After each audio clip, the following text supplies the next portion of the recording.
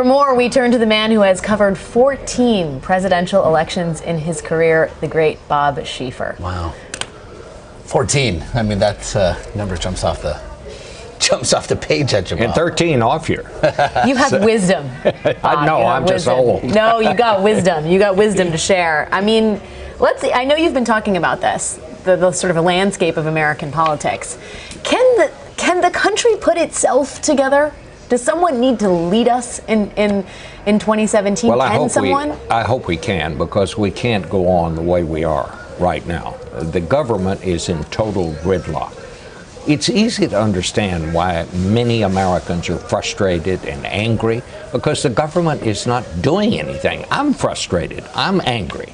And in a time like that, we're more susceptible to siren songs. I mean, to maybe looking for easy answers. There's no easy answer here, but there is an obvious answer. We have got to start working together. Our government, the people in government have lost the ability to compromise. And when a legislative body can't find a way to compromise, then it does nothing. And that's where we are right now.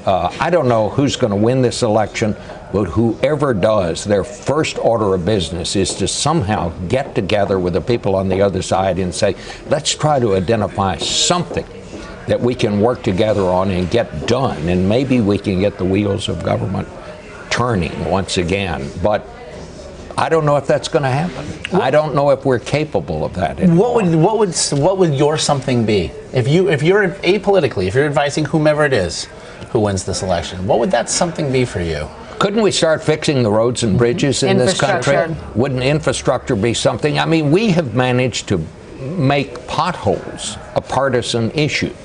I keep thinking about the founders. 39 men in 5 months wrote the Constitution to the United States. All of them had to compromise. None of them were entirely pleased with what they had done. And yet they did it, and the Constitution still survives. Thank heavens it still survives. It was that good. They were that smart.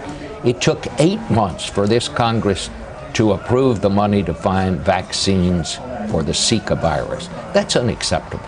Bob, imagine for a moment that you are Mitch McConnell and Paul Ryan and Reince Priebus tomorrow.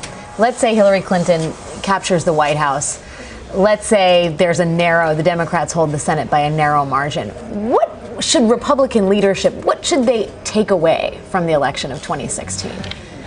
Well, I think they need to do exactly what, if Hillary Clinton wins, what she needs to do, and that is think about the country and not party. No single person, no party has ever done it alone. They've always done it by developing relationships across the aisle. I'll never forget when I went to the retirement ceremony for Sam Nunn, who was the chairman of the Armed Services Committee in the Senate.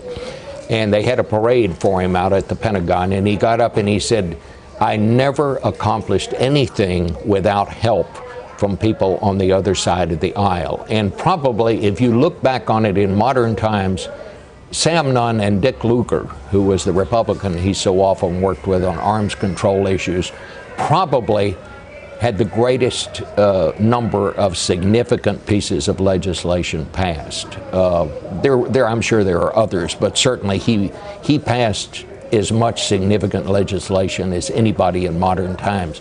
But he always found someone on the other side to work with.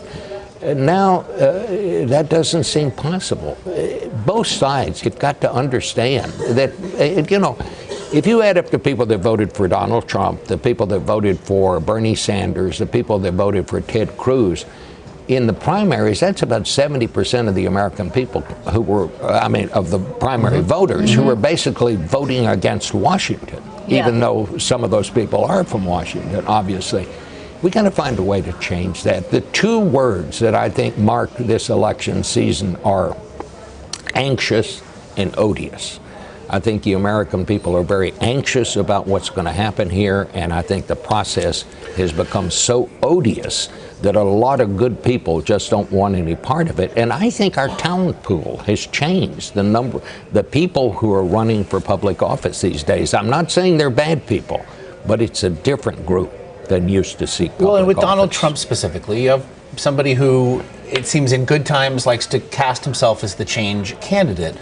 In not so good times, he likes to attack the American democratic process, the fundamentals of it, the underpinnings of it. He likes to do what he did yesterday, saying not just that this is all rigged, but that also, if I lose, this has been a titanic waste of time. I mean, you mentioned all those millions of people who've cast their votes, all those millions of people who will cast their votes for him today, and yet it seemed by way of pseudo concession, he was essentially saying, oh, never mind.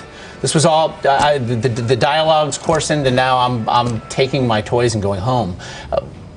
I wonder, does he really believe that? I mean, what does he really believe? What's your sense that he really believes? Basically, what he is saying is, it's not my fault. I offered myself, and it's the fault of the American people that they weren't smart enough to choose me. I wonder, deep down, is that how he really feels about it?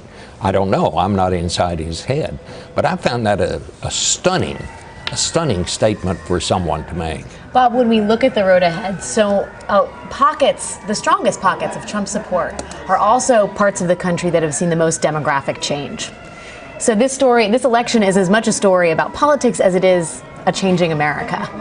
It looks like, if you look at automation and if you look at jobs in the next 20, 30 years, economic pain for working class Americans, especially white working class Americans, is going to increase.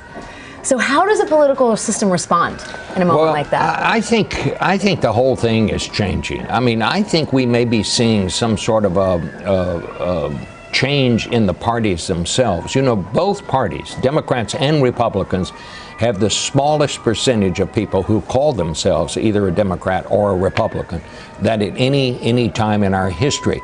We're seeing a Republican Party that used to be for free trade and for a national presence, interventionism in the world, not somebody that stayed home behind a wall. If Donald Trump should win, then that's a totally different Republican Party. I'm not even sure if he wins, it'll be the Republican Party. It'll be the Trump Party that wins. And I don't know really what's going to happen to the Republican Party after this. Does it break in two? Does it break in three? Does it somehow come back together and put itself back together? I don't know. And I would also say this. I don't think the Democratic Party is that much behind, because here you have the oldest political party in the country, and he managed to come up with one legitimate candidate. I'm not saying she's not qualified. She's absolutely qualified to be president, but they only got one, and she almost got beat in the primaries by somebody who doesn't even call himself a Democrat. I think the whole system we're going through some kind of change right now. A referendum on a two-party system, to be sure. We have a lot of questions for you to answer about November 9th and beyond. For now, we'll have to ask them beginning November 9th and beyond. I'll know all the answers after the election. Wisdom, more wisdom from Bob Schieffer.